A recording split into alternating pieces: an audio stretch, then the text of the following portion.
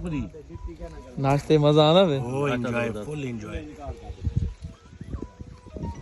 ठीक आ गए दुआ ठीक आ गए और इरफान भाई मजा आना पे नाश्ते जबरदस्त देसी नाश्ता अपने गांव का नाश्ता और वसीब का नाश्ता अपना घर का नाश्ता देसी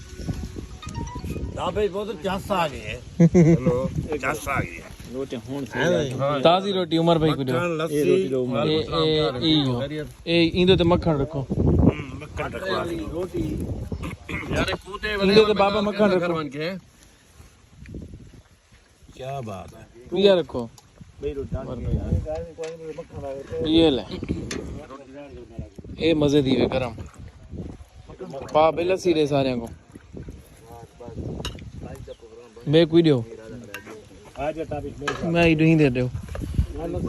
यार छबी भैया मक्खन रखो ते मक्खन रखो ना रोल में मेरे हाथ तक गुलन दो ठीक है नमक फिका तो नहीं लस्सी है